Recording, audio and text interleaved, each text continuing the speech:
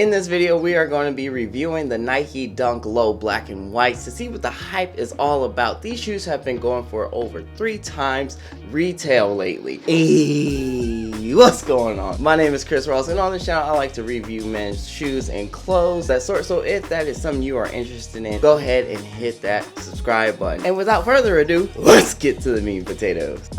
First things first, let's start off with the price. Now, Dunk Lows usually retail for $100 to about $120 for some special editions. It's the resale market where things start to get nutty. And obviously there are so many different colorways and variations of these shoes. The resale market can go for as low as $60 all the way up to the $1,700 to $2,000, even $3,000 for some of the Travis Scott. But these specifically are going for around the $300, maybe down to the $250 mark if you can find them at the right time. And that is going to differ on what size shoe you wear. I've even seen some of the infant shoes in this specific colorway going for $100. Infant shoes going for $100. Those kids don't care what they're wearing. Nike has said that they expect to do a few more drops of these shoes over the next year or so, so expect for prices to start to slowly go down, especially after the hype dies down as well. If you do want some dunks and you want to go a little bit cheaper for whatever reason, the highs are going for a lot less than the lows. So if you want to save a little bit, go with the highs over the lows, or rather than the lows.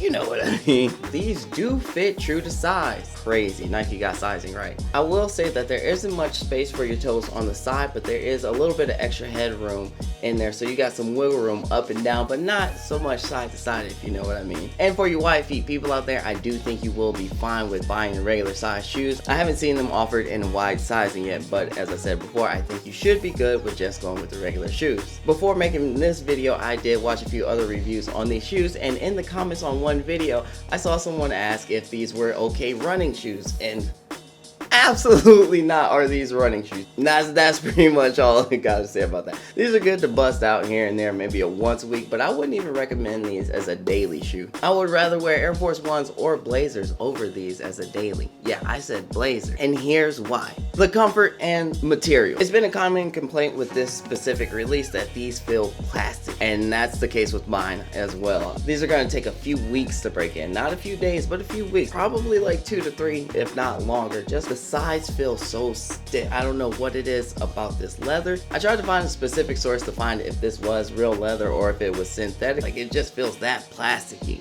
but I couldn't verify it, and from what I could see before, it's supposedly real leather. The only hint that makes me think that this is real leather is that the black leather around the laces actually has slight blue tint to it, which makes me think that it's a chrome tan leather, but I'm not a leather expert. That sounds like a Rose Anvil thing. It does have a full EVA insole, so there's a lot of support there, and the midsole and the outsole are all full of rubber from what I can tell, so that's probably one of the other reasons why it's stiff and takes a while to break in, because that's a lot of rubber to bend. Since we're on the topic of the soles, you do have full stitching all the way around the shoe for the soles, which is always a good sign, and it's probably going to last you a long time if you take care of them. And since we're on that topic of cushioning, the cushioning around the ankle is okay. It's stiff, kind of firm. I'm not like, dang, this is super soft or anything like that.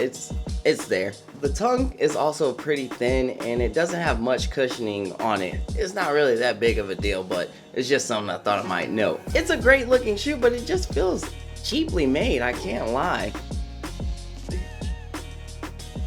So I hope that review was helpful for you guys in deciding if you do want to go ahead and pull the trigger on these, or you just want to wait or get something different. For more reviews just like this on shoes, clothes, and other stuff, go ahead and hit that subscribe button, and as always, I will see you in the next one.